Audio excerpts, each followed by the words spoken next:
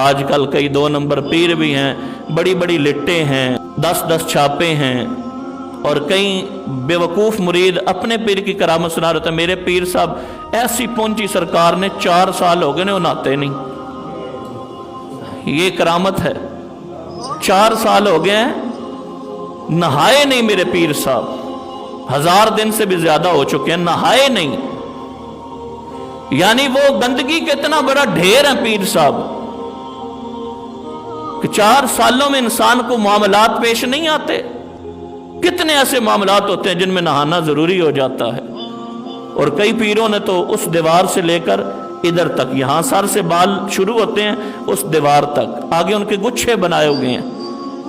تو وہ مہینے کے بعد ایک دن آتا ہے، پیر صاحب اپنے وال کھولنے لگے، جی آ کے زیارت کرو، ویکھو کیڑیاں کیڑیاں جنگاں نے وچ تے کنی مشک ہے تے کتنا گند ہے پیر صاحب دے والاں چ۔ ہمارے جاہل لوگ ایسے لوگوں کے پیچھے لگے ہوئے ہیں، کس لیے بھلا لگے؟ پتہ کس لیے ہیں؟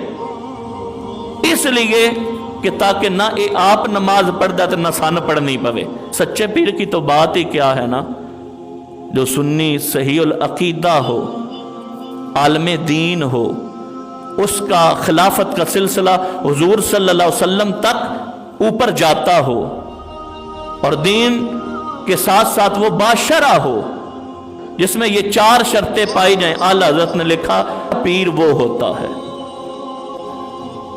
اگر جس میں یہ 4 شرط، آج کل کے تو 90% پیر وہ ہیں جن میں عالم دین والی شرط نہیں ہے، جاہل ہے پردے درجے کے، وضو کے فرض پوچھ لو، یہ اینکروں نے کافی ان کو بے نقاب کیا ہے۔ وہ ایک تھا، اس نے سنگلیاں پہنی ہوئی ہیں، زنجیریں پہنی ہوئی ہیں، ٹلیاں ساتھ لگائی ہوئی ہیں، کوئی 100-200، تو اسے کہا نماز پڑھتے ہو؟ اسی بڑی پہنچی سرکاراں تو نہیں پتہ جڑیاں نمازاں اسی پڑھنے ہیں۔ بھائی سرکار نے آ کے بتایا ہے، سب کو پتہ ہے کون سی نماز پڑھنی، تو کوئی نویں پڑھنا ہے؟